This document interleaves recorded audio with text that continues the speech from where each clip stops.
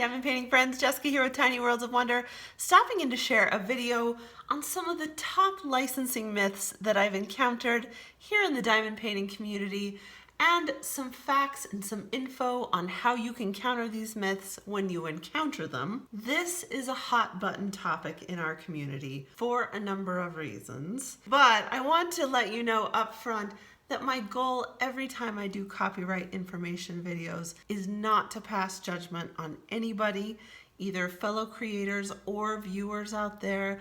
My goal is simply to inform you and to give you more tools so that you can be a more informed consumer if you so desire to do so. And of course, I want to give you as many options for ethically sourced and licensed canvases at a variety of price points that I possibly can. I do not make this content to exclude anyone, to tell anyone that they're doing something wrong, to tell anybody how to live their life. I just want to give you the most information that I can possibly give you, and I never wish to ostracize or distance anyone. My goal is purely informational, and the info that I'm giving you is for people who are interested. You know what I'm saying?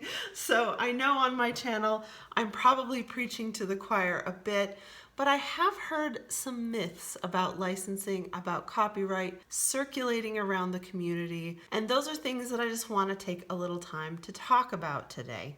Disclaimer up front, I'm not a lawyer. If you have specific copyright questions, you should always consult a lawyer. But having been around the block a little bit with this issue, I do want to just give you the info that I know. This is not an issue of good people or bad people.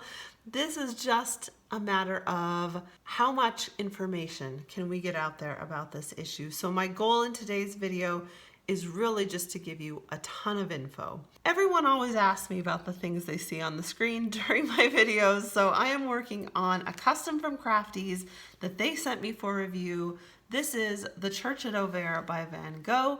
This is a piece I'm working on for our Summer with the Masters event that ends in August. I'll link the info video up in the cards there too, so if you're interested in that, you can play along. Every time I even mention the name Crafties, I have to tell you I'm a Crafties affiliate. They do give me some compensation when people purchase through my links. I always have to tell you about that relationship right up front. My cover minder is a self-made cover minder from the jewelry section at my local craft store. I just cut the bail off the top of this pendant that says, "She is wild and free," and I glued some neodymium magnets on the back. My pen is from a darling viewer, passed along from her. This is from Jim's Handmade Pens. She also, I can't even believe, she passed along some everlasting tips for me, a 9-placer and a single placer, and I love them. Where have these been my whole life? I'm gonna have to do a video on everlasting tips. You guys are gonna be like, where have you been? Why haven't you tried those before? I don't know, you guys. I just didn't get to it till now. So huge thanks to that viewer. That meant the whole world to me. So let's get into the myths right off the bat here. Right off the bat, like 4 minutes in. So the first myth that I've heard, and this one is really circulating hardcore around our community, is that if you can't find the artist when you reverse image search, an image is free to use. This is completely and utterly false. So in the US, copyright attaches at the moment art is created. So literally every image that you see out there is under copyright unless the copyright term has expired. And usually that happens 70 years after the artist's death. Now, of course, it's a little more complicated than that. It's actually quite a lot more complicated than that. But at the heart of the matter is all new art is under copyright. If you can't find out who the artist is, then you definitely shouldn't use it because you don't know when they died or if they're still alive or any of that. So that is a myth through and through. If you reverse image search something and you can't find the artist, that does not mean that art is free to use. It means you haven't found the artist yet. Everything is under copyright unless it's old enough to not be under copyright. Myth number 2, stock art is public domain. False. Completely and totally false. Or at least if I were to make a sweeping judgment and say all stock art is public domain, that would be entirely false. So while there are some stock images out there that have been donated to the public domain, if you read the fine print under a lot of stock image websites, you will still see that 99.9% of them require some kind of license for commercial use by a diamond painting company. So if I were to go on Adobe Stock Photos, for example, and look at some stock art, and I were to look at their commercial licensing terms, I would definitely find that there is a fee to use that stock art on a commercial product. This belief that stock art somehow doesn't require licensing is absolutely and completely false. And of course there's an exception to everything, but for the most part, stock art, just like any other kind of art, requires some kind of license for commercial use. Myth number 3 is if an artist is dead, their work is free to use. In the US, the term of copyright currently lasts 70 years after an artist's death, so the moment they die, their estate still has the right to profit from their work for the next 70 years.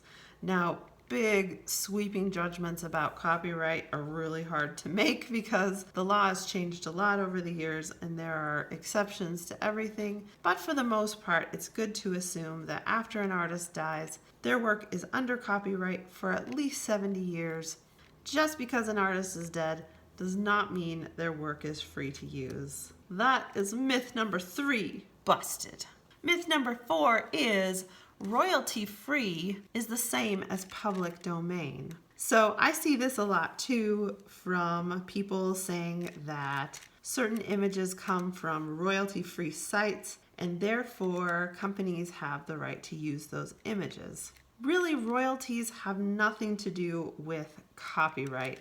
Royalties are really ongoing payments that artists receive in exchange for the use of their work. So if I'm visiting a royalty-free site, maybe again something like Adobe Stock Images, what usually happens is I will pay a one-time fee or a monthly membership and I will be allowed to use that image for a particular purpose without paying ongoing royalties or continuing payments for every reproduction of that image. In the diamond painting world, some companies pay royalties to their artists, like DIY Moonshop literally pays their artist every time a canvas is sold.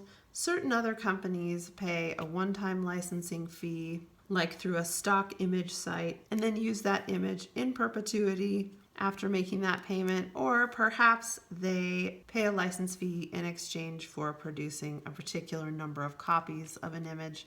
But royalty-free really has nothing to do with public domain. Those two aren't in the same camp of idea at all. And so just because something says it's royalty-free does not mean it's available to use for free. Myth number 5 is really for creators. So this is something I've heard a number of times, and that is my reviews of unlicensed diamond painting kits can be claimed as fair use. If you have any familiarity with copyright, you might have heard this term fair use before. What fair use really is a defense against a claim of copyright. So you might, if you were sued for copyright infringement, be able to come back with a defense of fair use. The problem with claiming fair use at the outset is that really only a court can decide whether your use is fair use. And so in order for you to know that, you have to use an image and then get sued for using the image so that the court can determine whether your use is fair use. So I think most of the time for creators, that is not, most of the time, I would say never. For creators, that is not an area that we want to delve into. So is your review of an unlicensed diamond painting kit fair use? You won't know unless you get sued for copyright infringement, and I'm not sure you want to roll the dice on that one. The next myth I hear all the time is I'm just doing this kit with unlicensed work for myself. It's not hurting anyone. Now, this is an argument that I must say I don't really understand. Maybe if you're talking about using a Disney image or the work of another multi-billion-dollar corporation, that could be arguably true.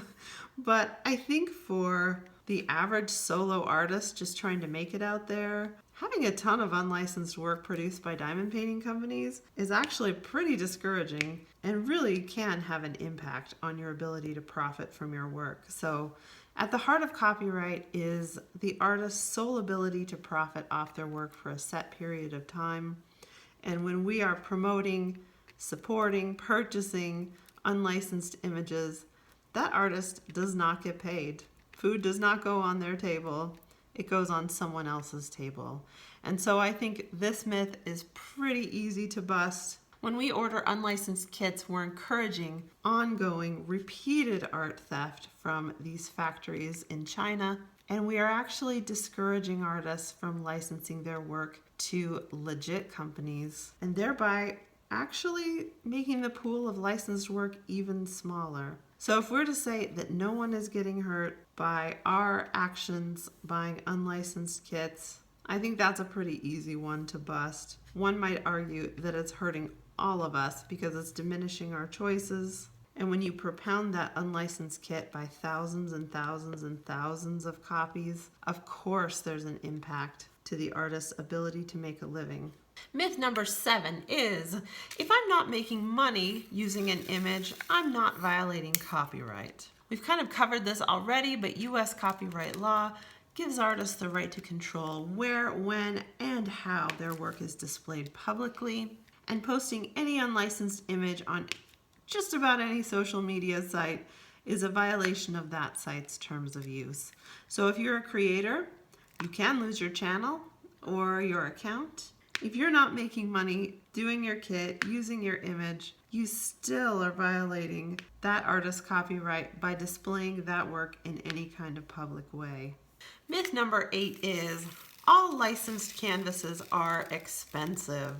Now this is perhaps the biggest objection that I hear out there at large in the community about why people are purchasing unlicensed work. This and the selection of licensed work. But there is a myth that all licensed images are expensive to purchase. I have to tell you that some of the least expensive images in my stash are things that I have purchased after learning about copyright. As our experience with the Summer with the Masters event has shown, there is a vast selection of images available in the public domain from before 1926. Now, I don't get too picky about where I order my customs from. I know for some creators, they really feel like you should only order customs from stores who offer fully licensed work. But I figure some of these companies are going to be doing what they're doing no matter what. And they might as well, if they have the whole setup to produce diamond paintings and they're not going to stop, they might as well produce my copyright-free image and profit off of that so that they can make a living for themselves. Now, of course, there are different views on that, and I totally and completely respect that. But like I said, some of the very least expensive canvases in my stash have come from copyright-free images or have come from the period of time after I learned about licensing issues. So really, we just have to get creative when we are looking for images to diamond paint. So of course, there are all the old masters available to us dated from pre-1926. There's a vast selection of images that are free for personal use on sites like Unsplash and Pixabay. Those are all things that we can order as customs. Of course, we can use our own images. There are all kinds of inexpensive ways to diamond paint without spending $100, $150, even $50 on a canvas. Last but not least today, myth number 9, some stores carry a mixture of licensed and unlicensed images. My advice to you used to be reverse image search everything, but I will tell you, in my experience at this point, I have not found a seller that carries both licensed and unlicensed images at the same time, or at least that is very, very rare.